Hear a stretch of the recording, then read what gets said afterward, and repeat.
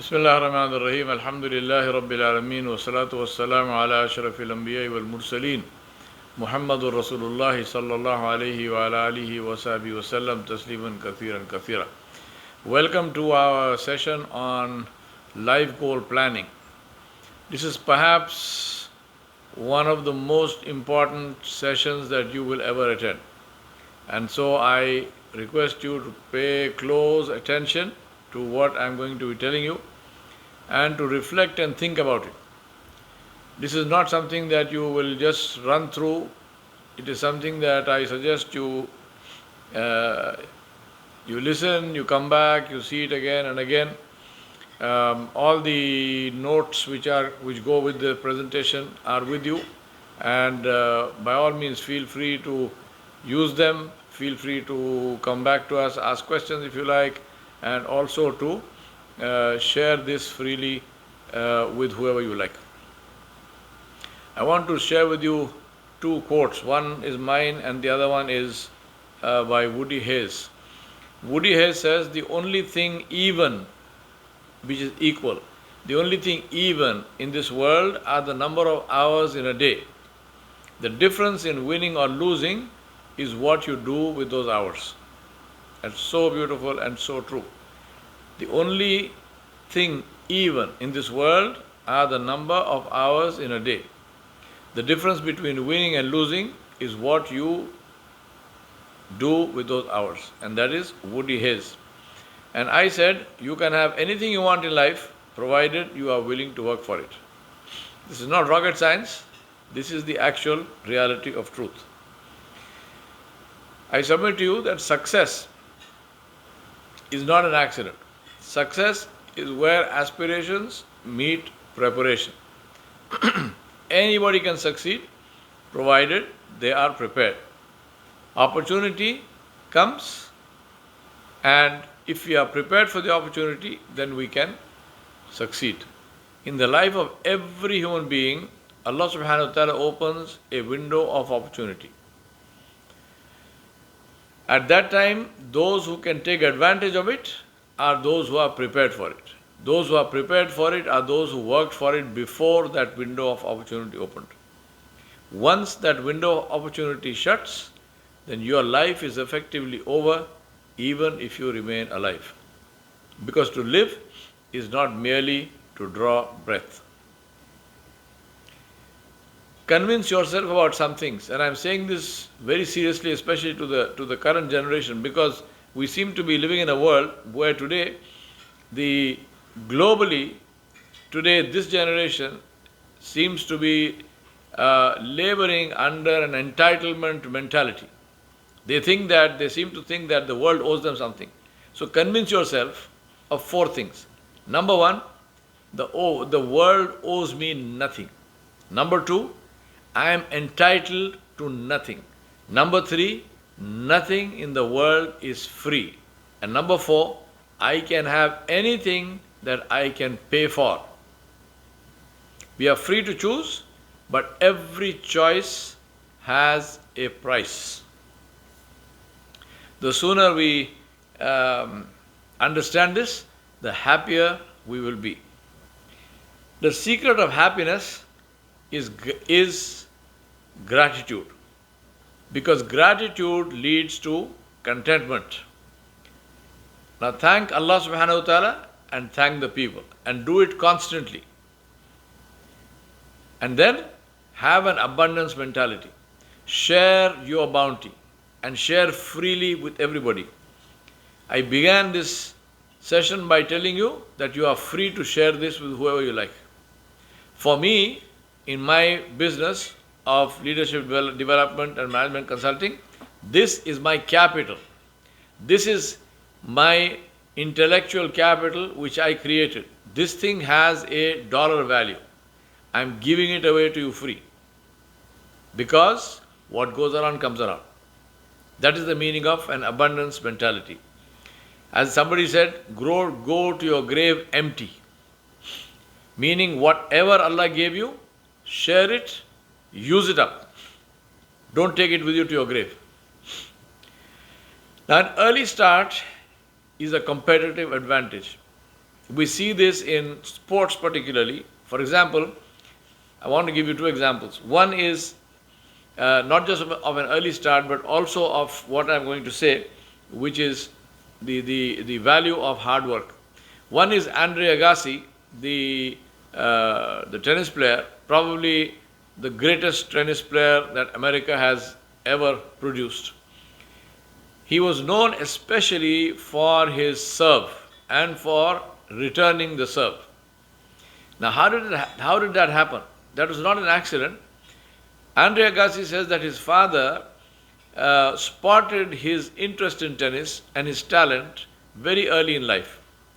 And so what he did was that they were a middle class family. They were not a very wealthy family, but his father went out of his way, and in their home in California, he created a full-size tennis court, and then he also built a ball throwing machine which used to throw balls at a speed of 110 miles an hour.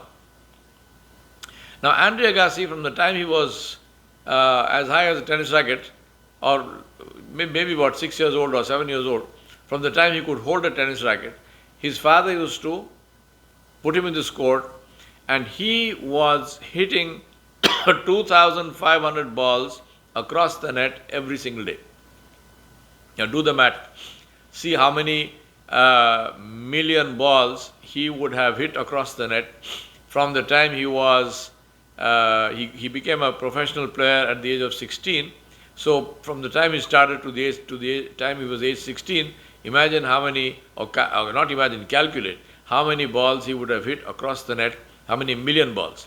Now obviously, therefore, the fact that he had a tremendous serve is no accident. It was the result of this thoughtful practice day after day after day without a gap. And it happened because he started very early. The same thing, Tiger Woods, his father identified him as a golf player, and he started when he was literally as high as a golf club. Now, another wonderful example of this, which anyway, let me talk about that later. So this is the issue of starting early and conscious practice. It's a huge competitive advantage. So what is your goal? Now, some of you are older, some of you younger. The younger ones, you already have a competitive advantage because you are young. Now, don't waste it by frittering it away in useless activity. Focus on your goal. Now, write your goal. Write down a goal which really touches your heart, and then what you do is you visualize that and you try to see that what does it look like in its final stage. So say, for example, you say my goal is to become a cardiac surgeon. What do you feel? Put yourself in that situation that you are in this hospital, you are in Bay State, or you are in Mayo Clinic or wherever, and you are the cardiac surgeon. What does it feel like? You're operating on this patient, you are doing a heart transplant. What does it look like? What does it feel like? Go and meet a cardiac surgeon. Try and see if they will allow you into a theater just to see a surgery in progress. I know a friend of mine who had a goal of becoming a surgeon, and he actually did this. He arranged, and somebody arranged for him to go into a theater and see an operation. The result was that he gave up his goal, and he decided this was not for him because he couldn't see the blood, he couldn't take the blood and so on, which was there, and instead he became a solicitor, and he did brilliantly at it. He is very, very good at his job. The point I'm making is that whatever you have set as your goal, try to visualize that, try to experience that, meet people who are already living your goal, and see what it feels like if you actually achieve this goal. Talk to them and see what their life struggle was. Ask yourself, are you ready and prepared to do that? Because it's not going to happen just because you want it. If you want it, you have to work for it, and therefore what must you do to work for it and to earn that success? And then write a timeline for this goal. Because a goal without a timeline is only a wish. It won't happen. The road to hell is paved with wishes. So don't do that. Make sure that you have a timeline for your goal. And as I said, check it out and ensure that it is something that you want to spend the rest of your life doing that. And then you write it actually down. What is your life goal? And try to write it in one line, because that is what really is, it makes it impactful. Something that you just write in one line, which makes it very impactful. And then, as I said, work hard. Work very, very hard. Success is inevitable. You will succeed, have no doubt about this, but it is not easy. Please understand this. Success is not easy. Success is definite. Inshallah, it is absolutely inevitable, but it is not easy. Number two, please understand that hardship and hunger are your two greatest assets. It's not something you run away from. Difficulty makes you stronger. Hardship and hunger are the greatest motivators. They are the greatest strengths that you can have. Forget things like positive thinking and self-esteem and whatnot. And if you want proof of that, stand at the foot of a flight of stairs and positively think that you are standing on the top step. See how long you get to the top step without having to climb up the stairs. Do you think it works? It doesn't work. It doesn't work in life either. Just wanting something and just feeling that, oh, I'm already there and whatnot, this is all bunkum. Forget about that. If you want something, you can get it, provided you are willing to work hard at it. As simple as that. And always keep learning. Learn constantly. The cure or the protection against Alzheimer's is continuous learning. It doesn't matter what you learn. It doesn't even matter whether you are good at learning. It doesn't even matter whether you successfully learn or not learn. As long as you continuously learn new things, as long as you continuously are engaged in learning new things, your brain is active and you will remain, inshallah, mentally healthy and active. And seek feedback. Ask somebody to give you feedback. You don't have to accept the feedback, just listen to the feedback. Now, I have recommended this book so many times, Malcolm Gladwell's book, Outliers, in which he talks about what he calls the 10,000 hour rule. Now, he's a statistician, and statistically, in this book, he has proven the value of doing something thoughtfully for 10,000 hours, thoughtful practice for 10,000 hours. And in his book, he actually talks about case studies of people who did 6,000 hours worth of practice, 8,000 hours worth of practice, and 10,000 hours worth of practice. Now, 8,000 hours is a lot of practice, but the difference between 8,000 hours and 10,000 hours is astronomical. So, 10,000 hours of thoughtful, hard work. This is a very, very critically important thing to do. I talked to you about hardship and the value of hardship and hunger. I don't know if you've heard of this tree called the Great Basin bristlecone pine. This tree is the oldest tree in the world. It is more than 5,000 years old and it is still alive. What does that mean? It means that this tree was already over 1,000 years old when Ibrahim alayhi salam was building the Kaaba. He and his son Ismail alayhi salam, when they were building the Kaaba, this tree was already 1,000 years plus old. How does this tree survive like this? Why is this tree able to have this huge lifespan? What the botanists say is that it is because of the very harsh conditions where this tree grows. Extreme cold and gale force winds. What does that do? It enables this tree or it motivates this tree to put down a root system which goes deep down into the earth, anchors it solidly like a rock, and also draws water from underground aquifers. The pine needles of this tree have a lifespan of 30 years. Hardship and hunger. Two of the best uh, assets that you can possibly have. Now, the thing that helps us in your goal is if we focus on quality. Quality is our differentiator. Now, why differentiate? Because differentiation creates brand. Brand inspires loyalty. Loyalty enables influence. Without brand, you are one grain of rice in a sack. You are like anybody else. You need to stand out. You need to create leverage, because without leverage, you cannot. You are a follower. You cannot name anything. You cannot claim anything. So why differentiate? Because it creates brand. Why differentiate? Because differentiation gives leverage. Leverage is power, and leverage is our only guarantee in life. If you have leverage, then you can demand your own price. You can demand your own fee. You can demand your own value. You write your own number on what you will earn and what reward you want. Only if you have leverage. Without leverage, you are forced to take whatever comes to you. I've always said this to people: leverage yourself out of the competition. Stop competing. Leverage yourself out of the competition. Become so good at what you do that you are the natural choice of your client.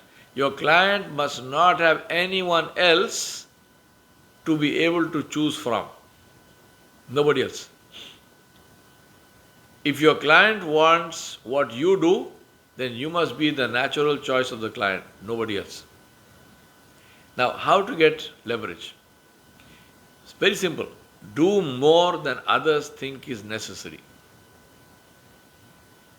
It is very important to understand this. You don't get a medal for doing your job. You get a salary for that. You get a medal for doing over and above your duty. So do more than others think is necessary. Pray tahajjud and ask Allah subhanahu wa ta'ala for His help. If you are not praying tahajjud, then it means you really don't want what you are saying you want. Anyone who says he wants something and he does not pray tahajjud, then he doesn't want that thing. So pray tahajjud, make it fard on yourself. Second thing is, benchmark yourself against best in class. Because unless we measure, we don't know what we really can get. As Michael Harry of Motorola said, if you want to see what somebody values, see what they measure. So if you value what you are doing, measure yourself and benchmark yourself against best in class. Not your neighbor, not your friend, not somebody, your colleague, no. Whoever is best in class.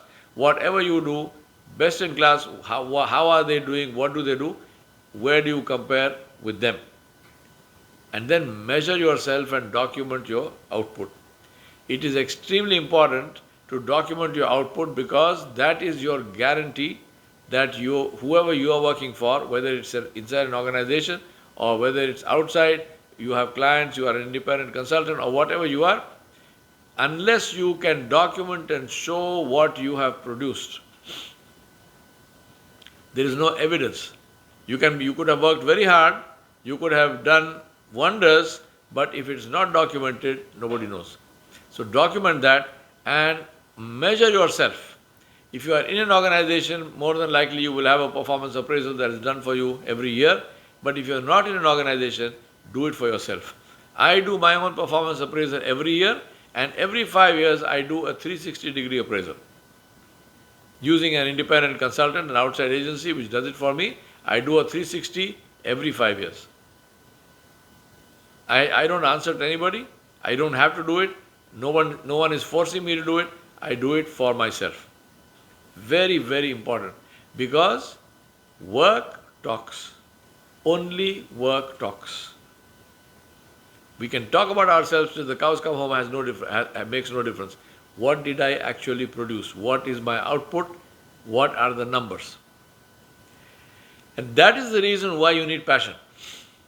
You need passion because quality needs total investment consistently over time.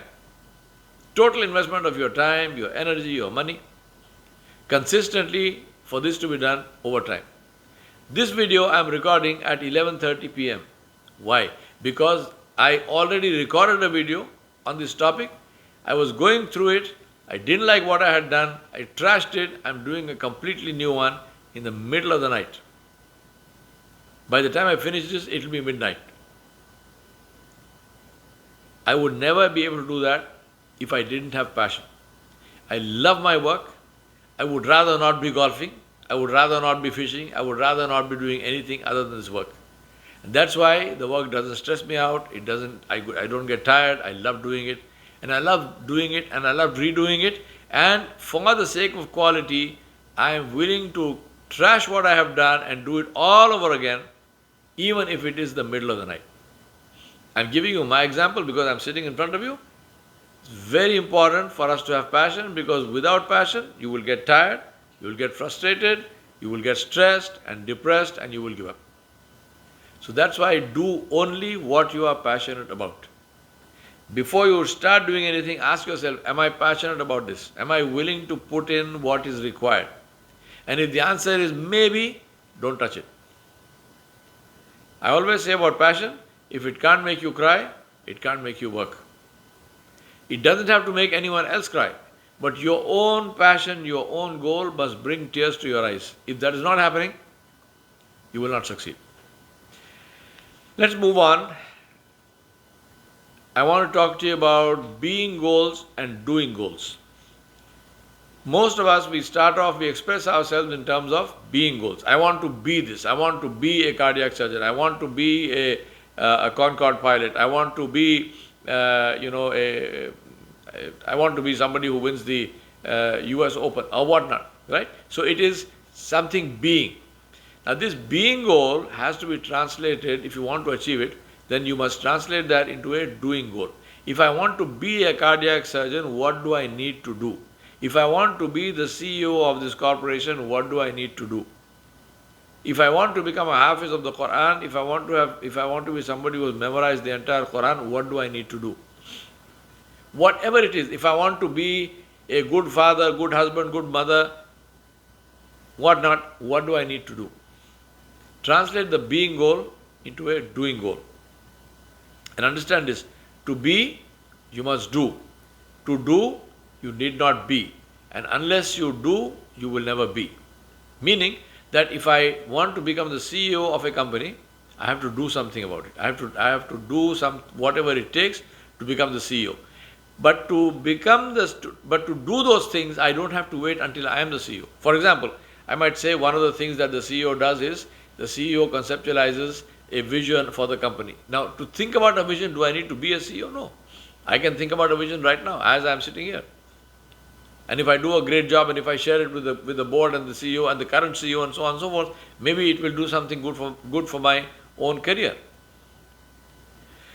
So to be, I must do. To do, I need not be, and unless I do, I will never be. So keep this in mind. And then take each goal and convert it into a SMART goal. I'm sure all of you know this SMART goals model: specific, measurable, actionable, realistic, and time bound. So set those SMART goals. Specific, state it clearly. Measurable, measure it, success. What is the metric? Actionable, is it in your power to do? Ask yourself. Directly or indirectly, is it something that I can actually do? Realistic, how high is high? There's a difference. Be as ambitious as you want, but there's a difference between ambition and fantasy. Don't go there. Don't go into the fantasy area. And time bound, by when? Because unless you have a timeline on it, it is unlikely that it will get done. That's why I say you only get what you work for. After that, create a roadmap and a resource map for each of the goals. The roadmap is milestones that will tell you if you are on the right track and if you are moving at the right speed.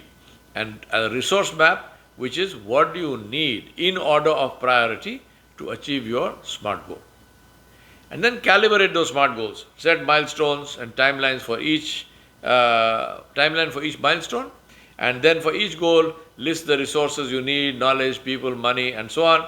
And for each of the resources, please list which of these is in your control, I can get it straight away, and for which do you need other people and other things, and what is your plan to get those and by when.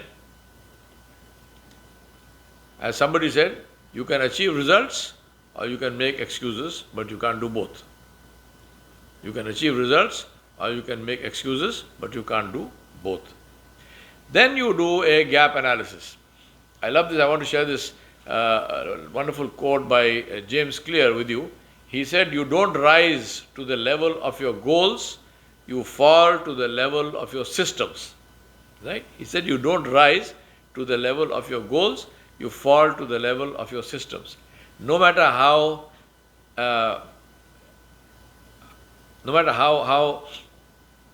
high or how elevated your goal is, you will not achieve it unless you have systems to fulfill that goal. Right? That system is very, very important. So what are your systems? For example, how many hours a day do you put into your goal? That's the first thing to understand. How many hours a day do you put into your goal? Number two, who are your friends? I am saying this in the area of systems because friends are extremely important. Your friends will either be of the kind who will inspire you and who will push you to achieve your goals, or they will be of the kind who will distract you and who will drag you down and you will never achieve your goal because of the kind of friends you have. As they say, we are the sum total of the 5 people who are closest to us. Right? We are known by the friends we keep. I mean, all of these sayings and quotes, they're very true. So check your friends list. If you have the right kind of friends, very good. If you don't have the right kind of friends, then get rid of them. Ensure that you have the right kind of friends. Number 3, consistency beats brilliance every single time. One flash in the pan doesn't cook the food. You need a consistent fire at a consistent temperature. So consistency beats brilliance every single time. Talent is overrated. It's thoughtful practice which delivers. And there's a wonderful book called Talent is Overrated by Geoff Colvin. Do read it. Be brutally frank with yourself because excuses do not change reality. I am giving you a template for gap analysis where you are looking at 3 things, which is people, funding, and factors. Check those and say who are the people I need, what is the kind of funding we need, and what are the factors, external, internal, which will support or not support that. And similarly, for your strategy, who are the kind of people, how do you that you must attract and retain. If you need any funding, what is that funding? Where is that going to come from, short term or long term? And what are the factors that might influence you? There might be political factors, economic factors, social factors, and so on and so forth. And so check those out and see how they are, how they work for you. Now, I hope this is, inshallah, useful for you. And of course, most welcome to be in touch. And we are, the last slide will have, it has my email ID. So most welcome to be in touch. And I hope this is useful for you to write down your life goal and to develop that and to create a roadmap to achieve it. All that remains is to work consistently and work hard to achieve it. I wish you all the very best. Wassalamu alaikum wa rahmatullahi wa barakatuh.